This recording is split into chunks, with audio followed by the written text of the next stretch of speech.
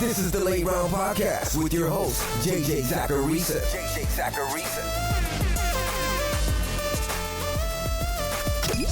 What's up, everyone? It's JJ Zacharisa, the editor-in-chief at FanDuel and at NumberFire.com, and this is episode 353 of the Late Round Podcast, one of many shows that are part of the FanDuel Podcast Network. Thanks for tuning in. So over the last 2 weeks, I've walked through what my prospect models look at with the wide receiver and running back positions. And I've talked about a lot of players that the model seems to like and dislike. Now, if you haven't heard those episodes, they were published over the last couple of weeks. You should easily be able to find them wherever you're listening to this podcast. One of the things that I've stated a few times now is that the models don't really care about what these players do at the combine. Inputting 40 times at wide receiver, even height and weight adjusted 40 times, doesn't improve the model's success at all. Some thresholds are necessary at both positions. But generally speaking, if a wide receiver or running back is testing like a suburban dad, chances are that player wasn't that good to begin with. Now, like I've also said on the last couple of shows, draft capital is important. Where a player gets selected matters. It matters more at running back than it does at wide receiver, but having that as an input into the model helps things a lot. And I think it's for two main reasons. The first one being that players who get drafted early will likely get first crack at finding the field. And opportunity drives fantasy football. The second one is that there's just sort of an embedded evaluation to draft capital. If a team really likes a player and they take that player with a 20th overall pick, then chances are that player's good. A team has professional scouts looking at these guys.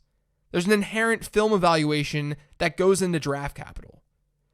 I also think that draft capital could be a reason that the combine doesn't really matter with my model. Because if teams are utilizing those numbers in some way, then it's going to be reflected in draft capital already.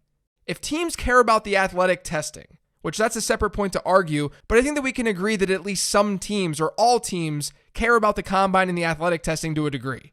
But if they care about it, then we should too, because it can impact draft capital.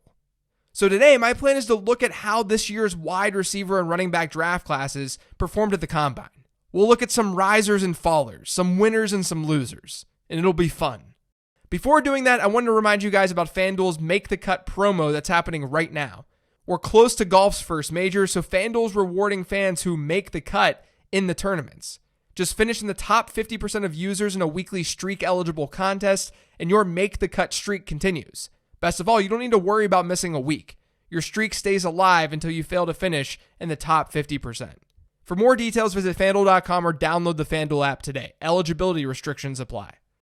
Now, like I've said over the last couple of weeks, this is a good class for both running backs and wide receivers. There's a ton of depth at both positions. So naturally, there are going to be a lot more winners than losers stemming from the combine. But let's kick things off at running back and talk about some winners. To me, there were two clear winners at the position. One was Jonathan Taylor, and the other one was A.J. Dillon. I mentioned Taylor as my RB1 entering the combine, and that definitely has not changed. He ran a 4.39, which that alone is one of the better times you're going to find at the running back position. But his speed score, which is just a formula where you adjust a player's 40 time for weight, his speed score was almost 122. For reference, Saquon Barkley's was 124. I actually think that Taylor is that kind of prospect. He's a Saquon Barkley type prospect. He can be that good. He checks every single box. The only box he won't check is going second overall in the draft to a team who shouldn't have been drafting a running back second overall. But if you have the 101 in rookie drafts this year, Jonathan Taylor should be it, unless you're in a Superflex league. Even in Superflex, you can make that argument. Now, draft capital will still matter, of course, but that's where things are at right now. Outside of Taylor, I think an obvious winner is A.J. Dillon. Dillon's a pretty volatile prospect in my eyes. He's this big-bodied dude who had a really good yards per team play average during his final season. I talked about that last week on the running back show, and his reception share was actually not terrible at 8%. That's part of the reason that I don't think a comp of Andre Williams makes a ton of sense for A.J. Dillon. Andre Williams, if you guys remember, he went to Boston College as well, and he dominated there. He crushed in the yards per team play category, and he was and is a bigger-bodied player just like A.J. Dillon. The difference is that Dillon not only is bigger and he tested better as an athlete, but Dillon had some semblance of a receiving profile. Andre Williams caught 10 total passes at Boston College, including zero his senior year. He had 355 rush attempts and 0 receptions his final season. Dillon had 13 receptions on one of the most run-heavy teams in the country. That's why his reception share isn't all that bad. I think he's a superior player, and this combine helps show his athleticism at an insane 247-pound weight. I also think that Cam Akers is walking away from this combine as a winner. From a production standpoint, he's one of the most well-rounded backs in the class. And then he weighed in at 217 pounds, he had a strong BMI, and he tested in the 90th percentile in speed score, all while doing well in the vertical and broad jump. So I think Akers, while he's not as good as Jonathan Taylor, I do think he'll be in the discussion with that elite tier of running backs this year. And lastly, there's Eno Benjamin. Eno didn't necessarily test amazingly well. He had a pretty average, maybe slightly below average speed score. But the key for him was the weigh-in. At the Senior Bowl, he was evidently 195 pounds, which meant teams would probably typecast him as being more of a third down back. Because in college, he was a dynamic pass catcher.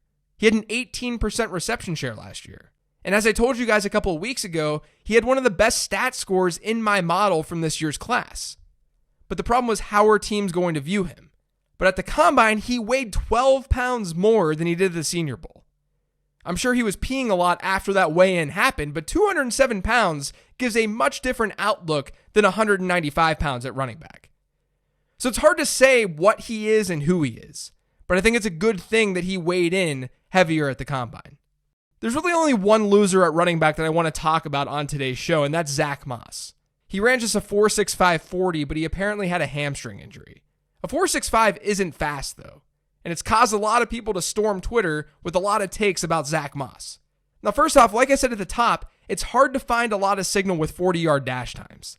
You really want these guys to hit a threshold, and that threshold is generally at a 4.7 40, and that's before you adjust for weight. So Moss actually cleared that, and if there's really a hamstring injury, then he cleared it despite the injury. But I do think that this could cause his draft capital to drop. And I do think it makes it a lot easier to play someone like Cam Akers ahead of Zach Moss. But I'm not totally worried and concerned about Moss.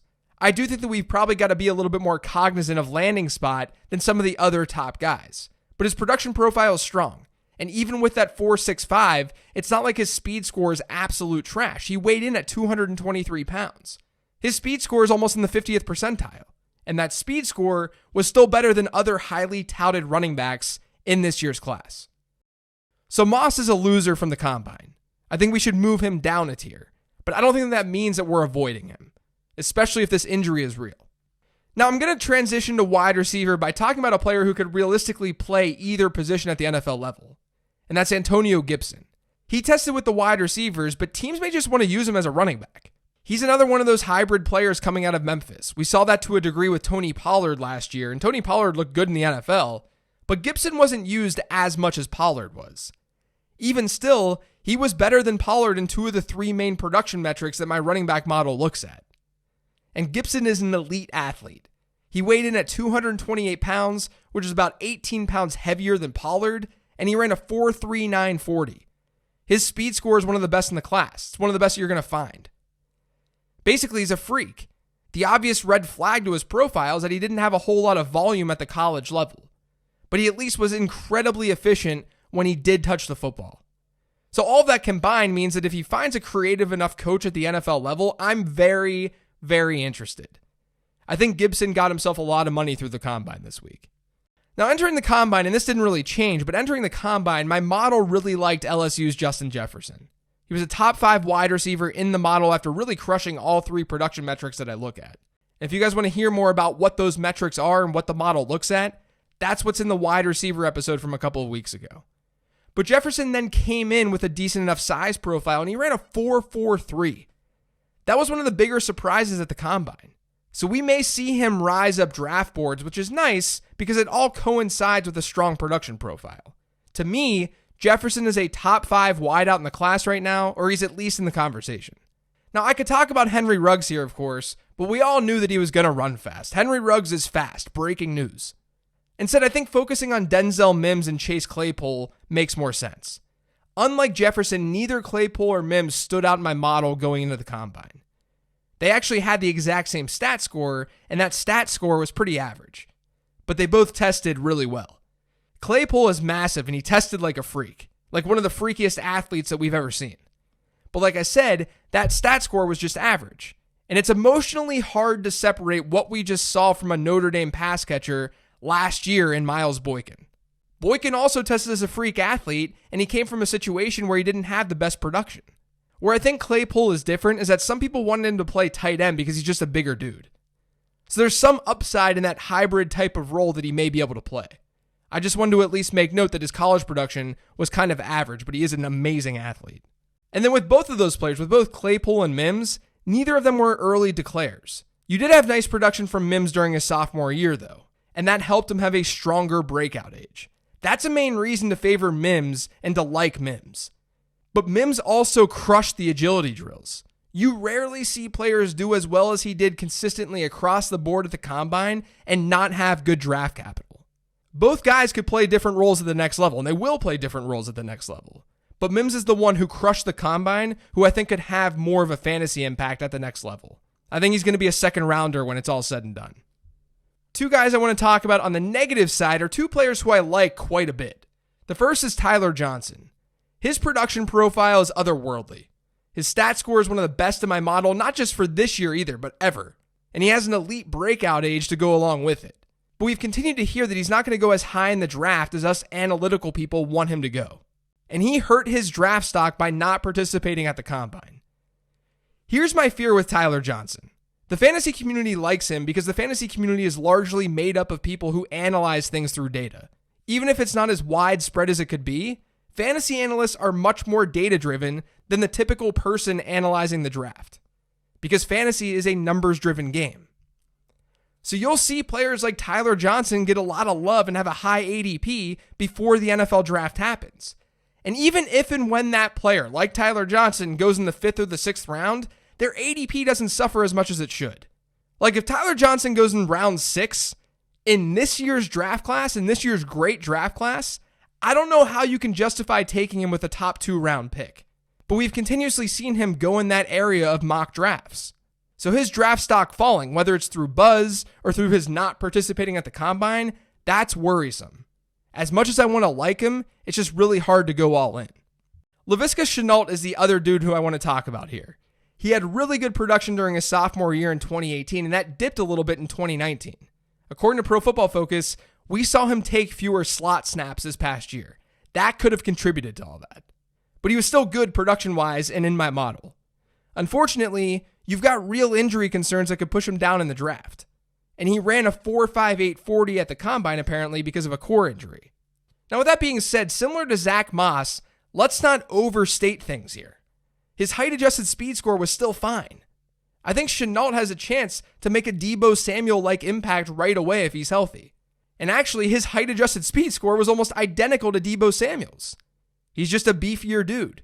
We'll see how the medicals impact Shenault's draft stock, but right now, I'd prefer him and his bad combine to Tyler Johnson and his lack of combine altogether, by far. That's going to do it for today's show, though. Thanks to all of you for listening. If you've yet subscribed to the Late Round Podcast, make sure you are by searching for it pretty much anywhere podcasts can be found. And don't forget to follow me on Twitter @LateRoundQB.